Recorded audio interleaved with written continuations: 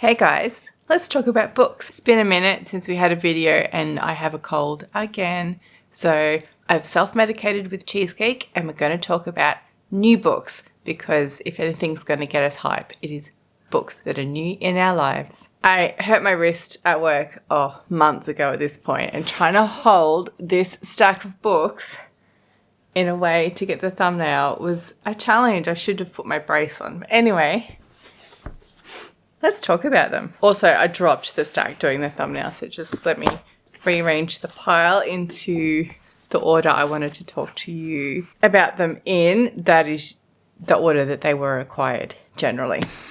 First up, we have Exit Strategy by Martha Wells. I have read Martha Wells before. This is the fourth Murderbot book. I've only read Murderbot by Martha Wells. But I do have another one of their books on the shelf, a standalone fantasy called Witch King, which I haven't got to yet. We love Murderbot. I will link all my Murderbot reviews, but I am so excited to get into this. Again, it's a novel. It's a novella, but the next one after this is a novel. There's no blurb on the back of these, just, hype quotes from other authors. So I will read you the blurb from my phone. This was published in 2018, by the way. Murderbot wasn't programmed to care, so its decision to help the only human who ever showed it respect must be a system glitch, right? Having travelled the width of the galaxy to unearth details of its own murderous transgressions, as well as those of the Grey Chris Corporation, Murderbot is heading home to help Dr. Mensa, its former owner, protector, friend, help Dr. Mensa submit evidence that could prevent Grey Chris from destroying more colonists in its never-ending quest for profit. But who's going to believe a SAC unit gone rogue, and what will become of it when it's caught? Oh, I hate spoilers in the blurb, but also there's more Murderbot, so clearly everything works out in some respect. So, enjoying Murderbot, continuing with Murderbot. Next one was a gift from my mum, and it is the Meiji Guillotine Murders by Fūtarō Yamada, translated by Brian Karetnik. And published in 2024, I want to say. English 2023. This came to my attention because I saw it in a book newsletter from Readings, which is an indie bookshop in Melbourne. And it just sounds cool. I am in the mood for murder mysteries.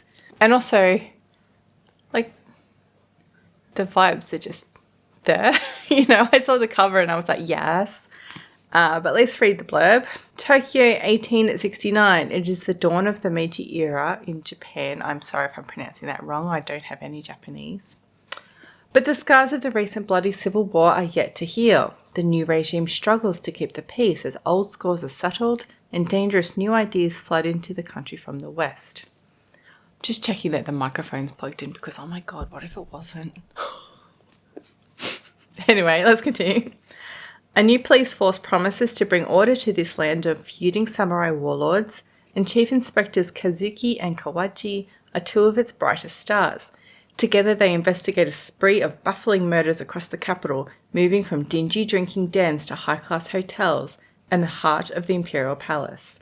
Can they solve these seemingly impossible crimes and save the country from slipping into chaos once more? So historical fiction, but make it Japan and samurai.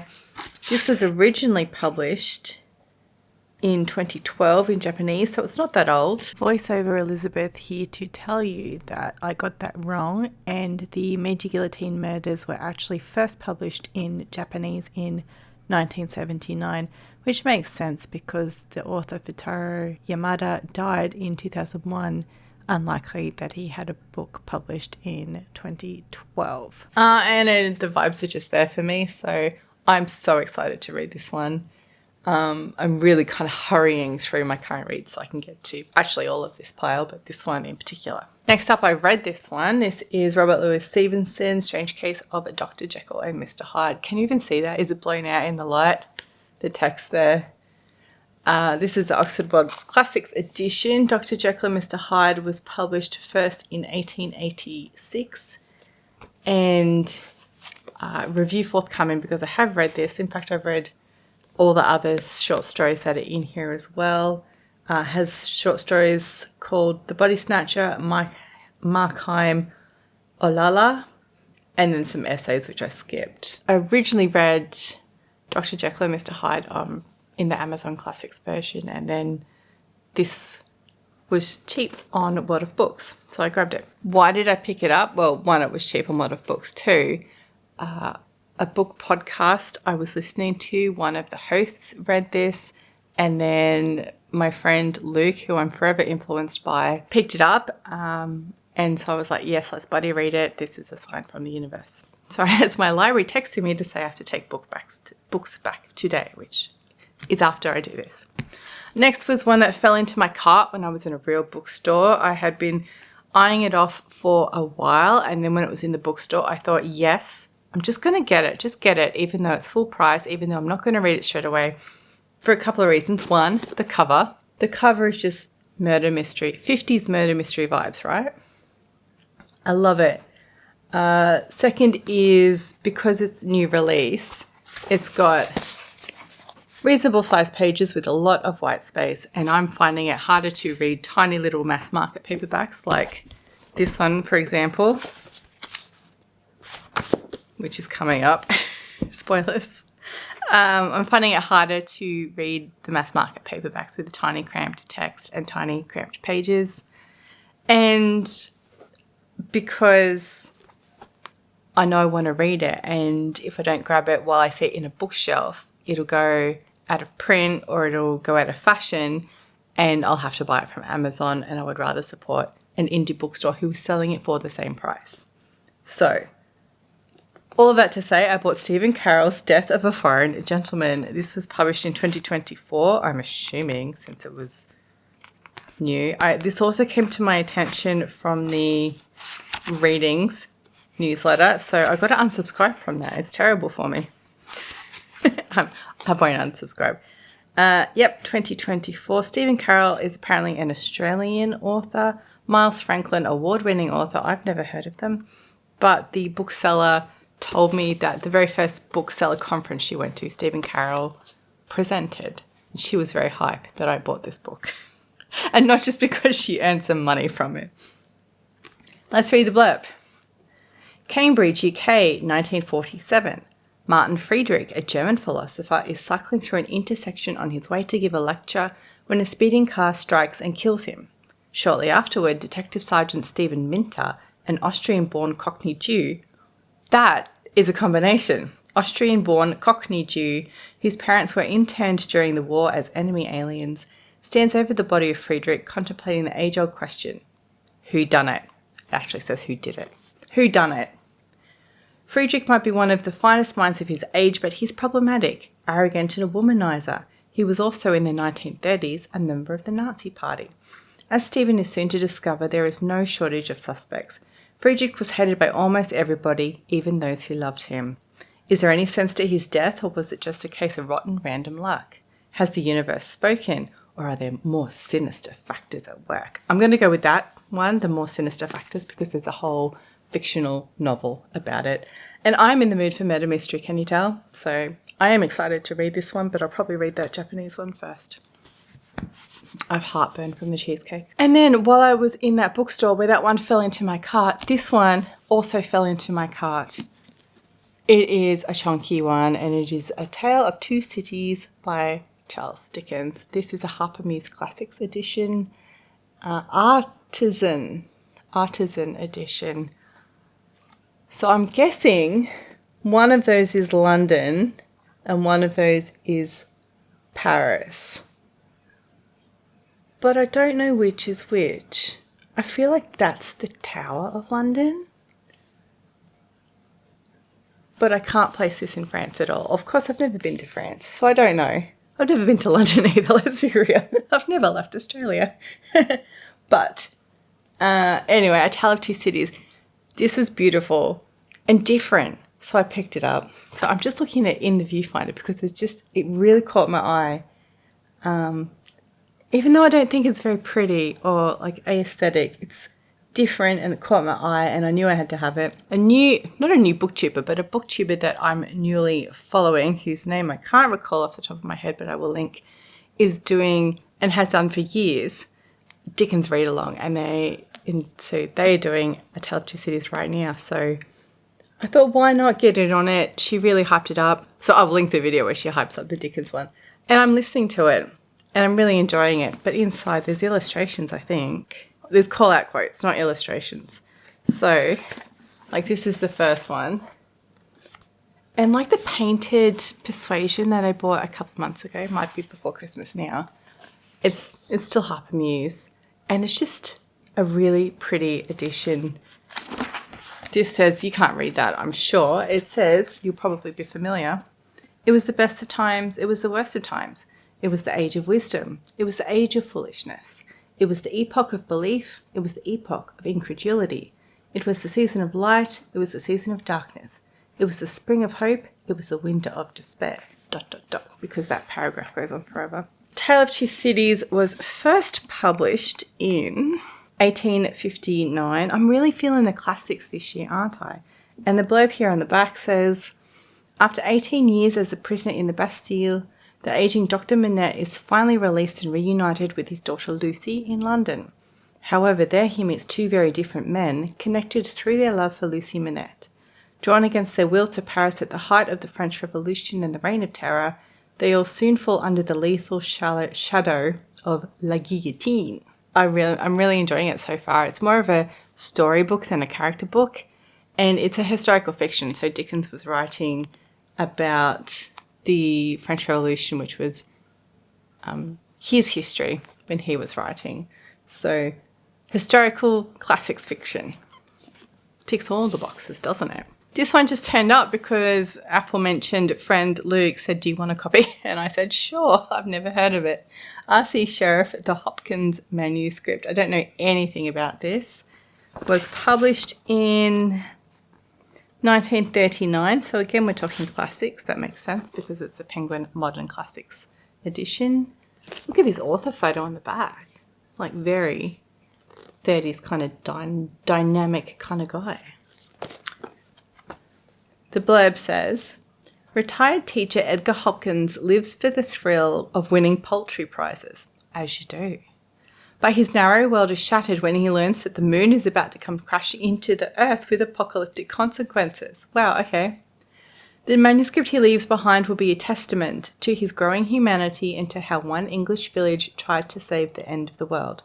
Published in 1939 as the world was teetering on the brink of global war, R.C. Sherriff's tragicomic novel is a masterly work of science fiction and a powerful warning from the past. That sounds cool. Retro sci-fi. Thanks, Luke. This one I have read, but I read it on Kindle and Luke's passed on his copy to me. How to Read a Book. Completely revised and updated by Mortimer J. Adler and Charles Van Doren. I think the original was published in 1949 and the revised one in the 70s. Let's check. Copyright 1940, original, revised 67, and then revised 72 with Charles Van Doren. It's a dated text, I'll give it that. I've read it and I will link my review. And then finally, I was in a different bookstore waiting for my kid to do a thing, and this one accidentally fell into my cart, and I have read this before as well. This is Franz Kafka's Metamorphosis. Isn't that amazing? Isn't that cover the best? It is a Penguin cloth-bound, little cloth-bound classic. I don't have any cloth-bound classics yet because I don't find them as attractive as everyone else seems to. But who can go past that yellow? Don't own Metamorphosis. It's a long time since I've read it. When I put it into my little database, it told me I read it in 2012 or 2011. So that's a while ago. But, you know, if you're looking for a book on how to wake up as a bug and live your life, it's a good one. This was originally published in 1913 in German. This English translation is from 2007. It's translated by Michael Hoffman, and of course the cover designer is Carly Bickford-Smith, who does all the cloth-bound classics. Read some Kafka earlier this year, and I was bewildered and bemused and discombobulated, and I literally stomped on it when I was finished, but my memory of Metamorphosis is a bit less absurd. Let's say that. That, of course, doesn't have a blurb for Metamorphosis, so let me read you one just in case you're not familiar with the work. One morning, ordinary salesman Gregor Samsa wakes up to find himself transformed into a giant cockroach. Metamorphosis, Kafka's masterpiece of unease and black humour, is one of the 20th century's most influential works of fiction and is here accompanied by two more classic stories, which are In the Penal Colony and The Judgment, A Story for F, which I could read, although as I was just complaining about small type, no white space, this is physically small as well. It's readable. Why am I whinging? The rest of my purchases were on Kindle. The first one was Barrayar by Lois, McMaster, Bujold. This is book 2 and book 7 in the Vorkosigan saga. I read The Shards of Honor, which is the first book, last year. I think I will link my review, and I wasn't overwhelmed by it. There's a lot of hype of the Vorkosigan saga, and I wasn't feeling it from this book, but it was her very first published novel. It's the very first in a series that focuses on the main character of that book's son rather than that main character throughout, which is a shame because she's a really strong character. And there was just some late 70s, early 80s rapey apologism. Is apologism a word? Apologetics that I was not vibing with. And I said I wasn't going to read more. And then my book club picked The Shards of Honor and Barrayar for one of their picks for this year. The two books together were published in America as a bind-up of the two, of Cordelia's story. So that's why it's book 1 and book 2 internally chronological. But Barrayar is actually book 7 of the Vorkosigan saga. I hope that makes sense because, like I said, I'm diseased. And I'm trying my best. It follows on almost immediately from that first book. So at the end of the first book, Cordelia has run away from her family, her planet, her culture, her life to marry this dude from an enemy planet who she did a speedrun romance with over the course of 3 or 4 days while they were trapped on a planet. And then he rescued her from some rapey bullshit. That's fine for a romance. That's not unexpected in the category of romance, to speedrun the relationship and get married and live happily ever after. But do people actually live happily ever after? No, according to Lois McMaster Bujold, who in this one is writing the story of Cordelia and Carroll, her husband, and she's pregnant. So they're trying to get on with their married life. Let me read you the blurb. Cordelia Naismith had married a simple retired soldier. Now pregnant with their first child, she expected a peaceful country life with Carroll Vorkosigan and their children. Instead, dying Emperor Ezar Vobara appointed Carroll to rule Barrayar until Prince Gregor, a 4-year-old heir to the throne, could come of age. Just months after Carroll was sworn in, an attempt was made to kill him. Who would most benefit from killing the new regent? Setagander, a different planet. Komar, a different planet. A disgruntled warlord. Who will control Barrayar? Review forthcoming. Let's talk about the next one. The next one I'm currently reading, and that is Nicholas Spencer's Magisteria, The Entangled Histories of Science and Religion, which is not out on paperback in Australia yet, I'm pretty sure. This was a Kindle Daily Deal, and it had been on my wish list for a while, so I grabbed it while it was cheap. I will read you the... Oh, I don't have the blurb. Oh, no. I can tell you that the call number here, because it's non-fiction, is 261.55. So it drills down from level 200, which is religions, through Christian church and church work, down to Christianity and secular disciplines, and then the specific number it is mathematics and science within that Christian framework, which makes sense given the title. Let me find you a blurb. The true history of science and religion is a human one. It's about the role of religion in inspiring and strangling science before the scientific revolution. It's about the sincere but eccentric faith and the quiet, creeping doubts of the most brilliant scientists in history: Galileo, Newton, Faraday, Darwin, Maxwell, Einstein. But above all, it's about the question of what it means to be a human and who gets to say. A question that is more urgent in the 20th century than ever before. From 8th century Baghdad to the frontiers of AI today, via medieval Europe, 19th century India and Soviet Russia, Magisteria sheds new light on this complex historical landscape. Rejecting the thesis that science and religion are inevitably at war, Nicholas Spencer illuminates a compelling and troubled relationship that has definitively shaped human history. As you can imagine, the history of religion is right up my alley, and recently I've been into the history of science. So I'm having fun, although it's a slow read because the Kindle book is my bedtime reading book, and bedtime reading hasn't been happening lately because aforementioned disease. Lastly, perpetual influencer Luke directed me to these 7 volumes on Kindle, which totaled $9 for all of them. Of these, they're called Penny Dreadful Multipacks, and they're full of gothic, penny, dreadful, and other stories. So I'm just going to really quickly list what's in all 7 of them. I will link them below. But if you are feeling goth vibes like I am at the minute, then you might also be interested. We have George W.N. Reynolds, Wagner and the Werewolf. James Malcolm Rymer, Varney the Vampire or the Feast of Blood. George W.M. Reynolds, The Mysteries of London, Volume 1. Oscar Wilde, The Picture of Dorian Gray. Thomas Becket Priest, Villeroy or the Horrors of Zindorf Castle. Bracebridge Hemming, Jack Harkaway and His Son's Adventures in Australia. When I saw that, I was like, oh, brace yourself for some racist bullshit. It could be a rollicking racist romp, though. Robert Louis Stevenson, The Strange Case of Dr. Jekyll and Mr. Hyde. Eugene Sue, The Mystery of Paris, Volumes 1 to 3.